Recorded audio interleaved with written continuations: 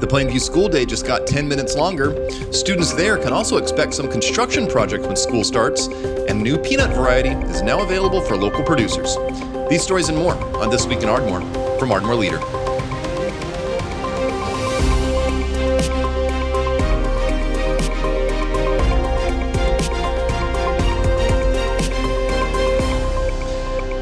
I'm News Director Michael Dean Smith. Thanks for downloading episode 71 of This Week in Ardmore, a weekly podcast from Ardmore Leader dedicated to independent coverage of local news.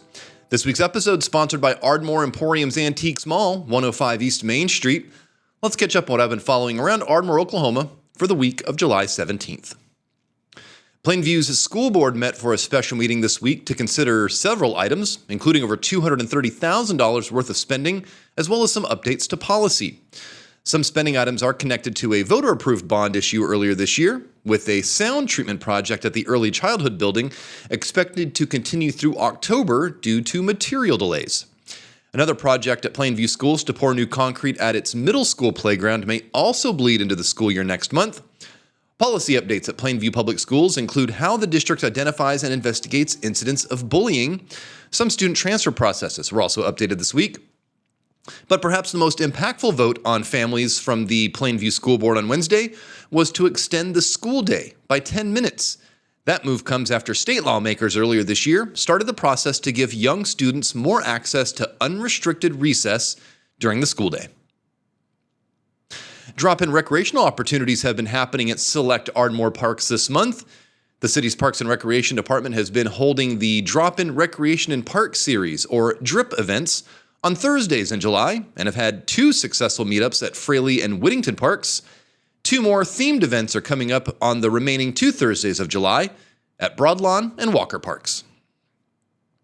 Ag producers now have access to a new fungal-resistant peanut variety developed by Oklahoma researchers and promoted during the nation's 250th anniversary. The Freedom 250 peanut variety was developed by researchers up in Stillwater and is resistant to fungal disease known as sclerotinia.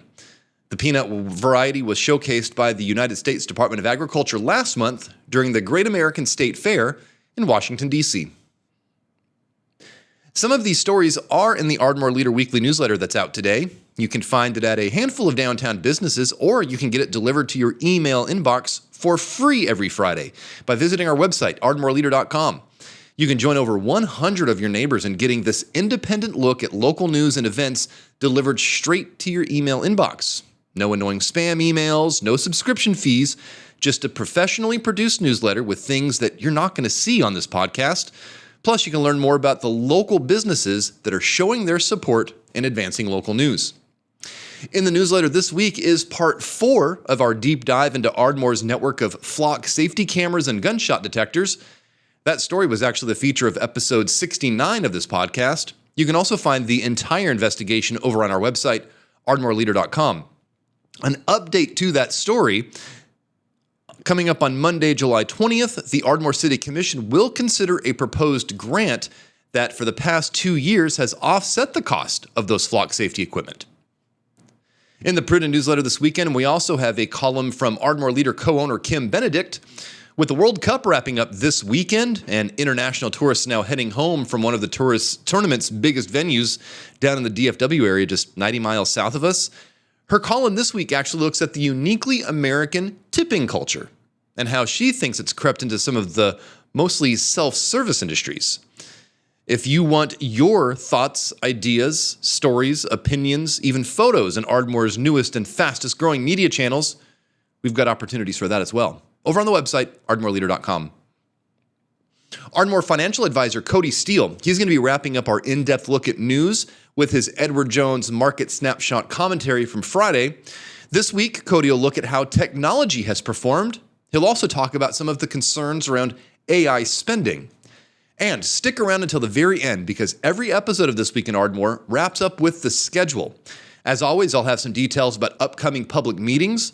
I've also got some information about Plainview enrollment dates, as well as some of the details about those recreation events at Ardmore City Parks later this month. Anyways, that's the headlines. Thanks again to Ardmore Emporium Antiques Mall in downtown Ardmore for the support this week.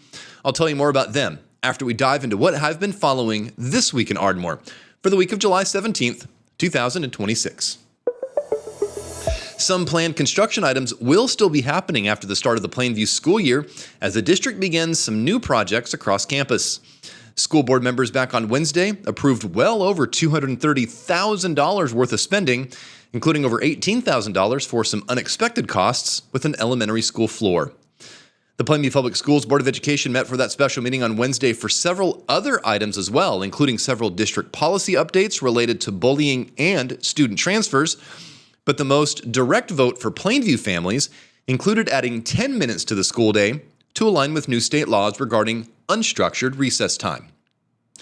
Looking at spending first, the largest line item spending for board members this week to consider was nearly $97,000 low bid from RFD Construction for pouring some new concrete for a middle school playground. The current asphalt equipped with basketball goals and some foursquare markings is pretty uneven and cracked in several places. District Superintendent Carl Stricker told me just how difficult it can be to dribble a ball on the court. Here is Superintendent Carl Stricker speaking to board members on Wednesday. I'm going to push to get it done before school starts, but it'll be, if it goes into school, it would be not very much. It would be fairly quick. Other project timetables are also up against the first day of school coming up on Thursday, August 13th, including one that was actually part of a voter-approved bond issue earlier this year. An $82,000 bid was awarded for sound treatment at the Plainview Early Education Center, or the Peak building, with Stricker telling board members that project could actually stretch well into October. We're trying to get this rolling as quick as we can to get this done. It's going to bleed into the start of school, and not necessarily because it's a difficult project to do. It's just that the material, there's about a 6-week lead time on the material, getting the material even here. So we're hopeful that maybe we can luck out and get in line before someone else, but if not, then you can see that it may take up to 14 weeks depending on when we can get our material. Another $49,000 bid was awarded to Cunningham Flooring to replace water-damaged vinyl flooring in the activity center, and an $18,000 change order was approved by board members this week after some unexpected subfloor issues over at the intermediate elementary school. We found some really bad spots on the concrete hallway, especially over by the 5th grade, where we did a transition from 4th grade to 5th grade, and we had to chisel out about 2 inches and redo a whole bunch on that, which was outside the scope of the original project. Plainview Public Schools will begin the school year next month with some brand new rules in place to better protect students from bullying. The Plainview School Board on Wednesday approved several of these updates to district policies regarding bullying, including what's considered bullying and how staff are trained to handle and investigate the suspected bullying. Among the biggest changes to the district's policy is what can actually be considered bullying and how to protect students who report it. Under the policy that was approved this week, one-time altercations will no longer be considered bullying, but will still be subject to disciplinary measures. New policy language also explicitly defines protections for students who report bullying and prohibits retaliation by either students or teachers against someone who reports bullying.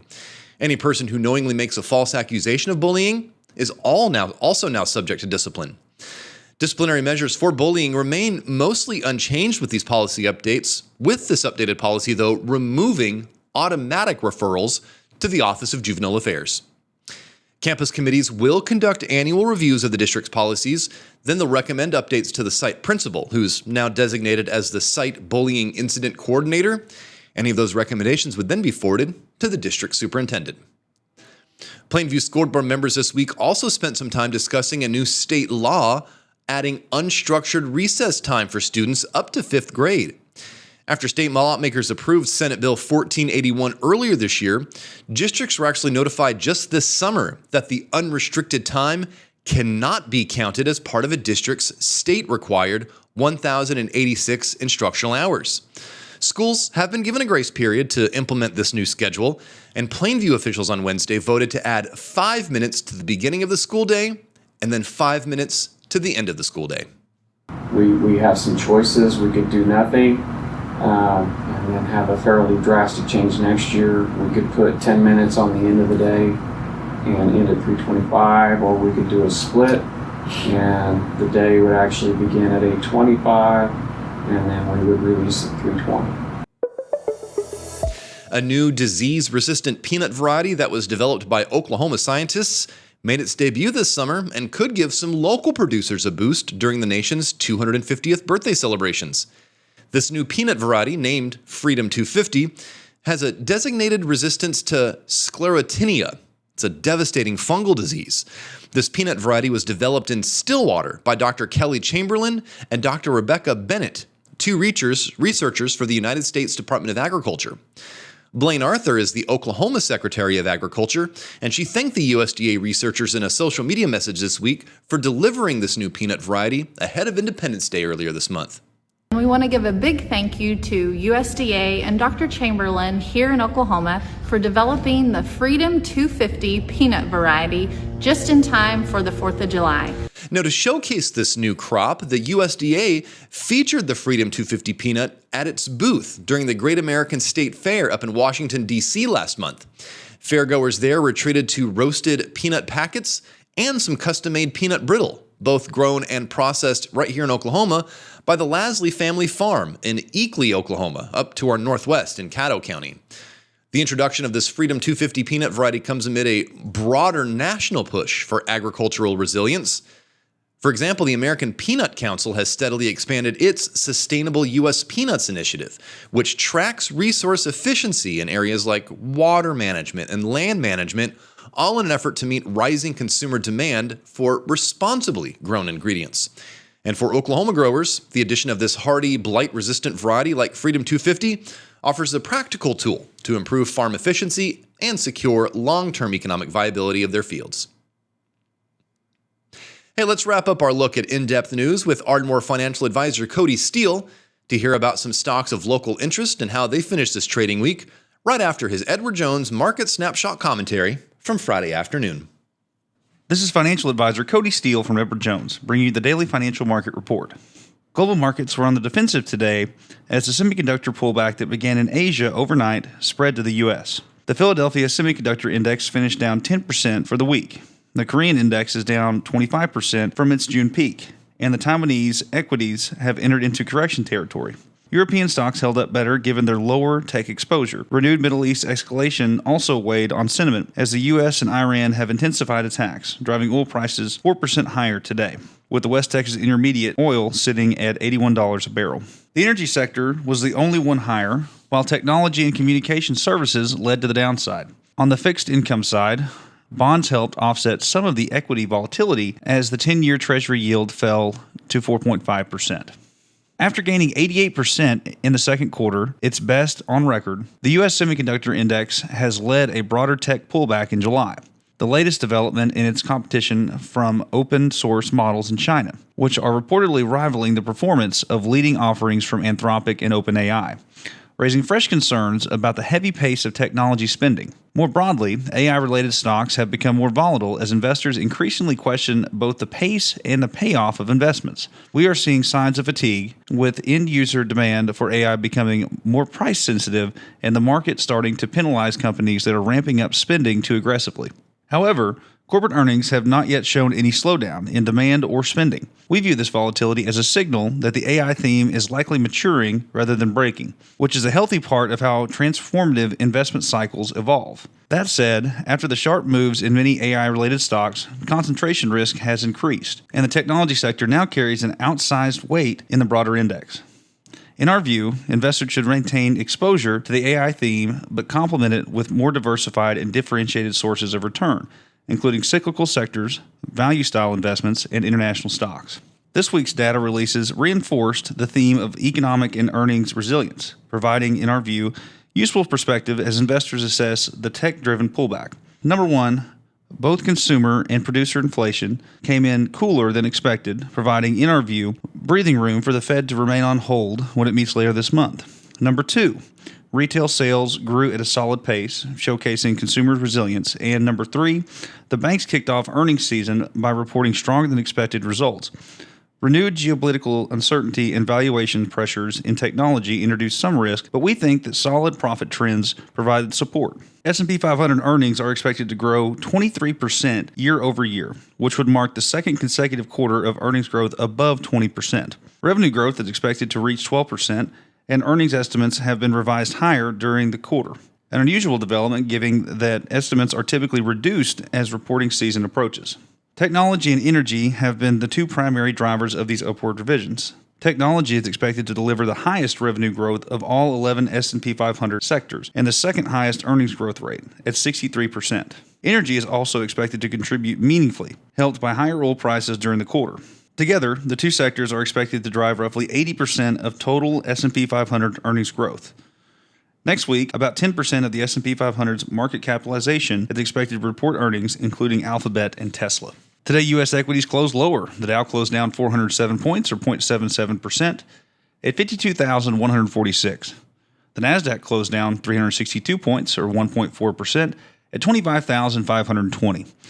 The S&P 500 closed down 76 points, or 1.01%, at 7,458. And in the bond market, 10-year Treasury yields are trading at 4.55%, lower by 0.01 percentage points.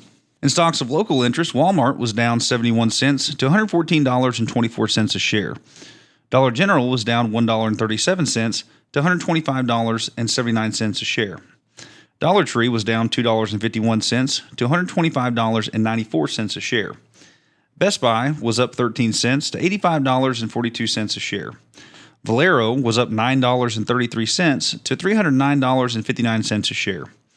ExxonMobil was up $1.44 to $147.39 a share. OG&E was down 63 cents to $48.69 a share. And lastly, ONEOK was up 52 cents to $93.52 a share. In commodity markets, the price of crude oil was up $3.16 or 4.04% at $81.40 a barrel. And the spot price of gold was up $27.70 or 0.69% to $4,019.80 an ounce. This has been today's Financial Market Report, brought to you by Edward Jones and financial advisor Cody Steele, member SIPC, serving individual investors with personalized attention and financial advice at 333 West Main Street, Suite 275 in Ardmore, Oklahoma.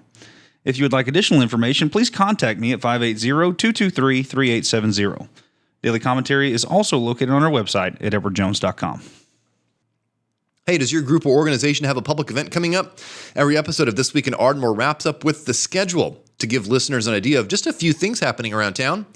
Email your event details to connect@ardmoreleader.com or call me or text me 319-9688 and tell me all about it. Now, real quick, this week's podcast is sponsored by Ardmore Emporium Antiques Mall right here in downtown Ardmore. Whether you find yourself looking for a birthday gift, an anniversary present, or maybe something that you just don't think you're going to find in any big box store, head over to 105 East Main Street and then browse what over 70 vendors have to offer at Ardmore Emporium Antiques Mall. Things like vintage decor, furniture, jewelry, antique tools, collectibles. There's a lot of stuff there. 105 East Main Street. Find them on Facebook or online at ardmoreemporiumantiques.com. Big thanks again to Ardmore Emporium Antiques Mall for helping Ardmore Leader advance local news. All right, let's make this fast. Call or text us at 580-319-9688. If you have questions about what we're doing, if you have a news tip, if you have something you want Ardmore to know about, or if you want to promote your business as a supporter of an independent source of accurate and verified local news. You can also submit letters to the editor by finding the opinion section of our website, ardmoreleader.com. As we wrap up This Week in Ardmore, let's take a look at the schedule. If your group or organization has a public event coming up, let me know by calling or texting 319-9688 or email me, connect@ardmoreleader.com. In public meetings next week, the Carter County Commission will hold their regular meeting on Monday morning, July 20th at 9 a.m. at the County Administration Building on the corner of A Street and Broadway here in downtown Ardmore. That agenda is currently available on the county's website, cartercountyok.us. The Ardmore City Commission will meet for their second meeting of July, coming up on Monday, July 20th at 6 p.m. up on the third floor of Ardmore City Hall. The agenda for that meeting is also found on the city's website, ardmorecity.org. Some major items to watch out for next week include nearly $1 million in unexpected costs for the City Lake Dam project and a presentation expected by State Representative Tammy Townley to recognize several members of the Ardmore Police Department.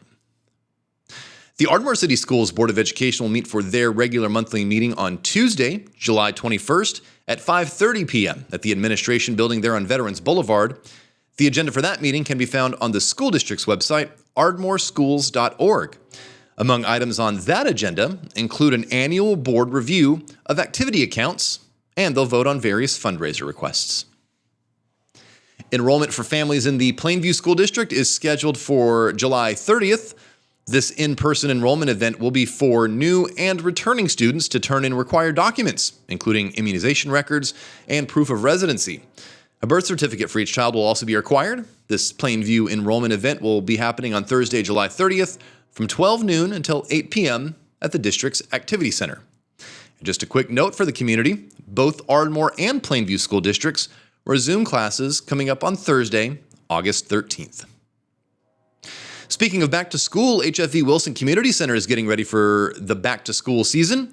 Their annual back to school bash scheduled for Monday, August 10th, and part of that event means free haircuts for students before they head back to class.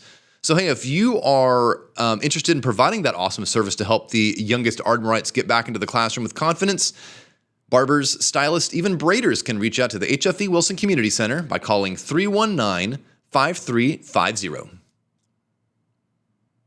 Don't forget Food Truck Friday happening every Friday this summer over in Depot Park.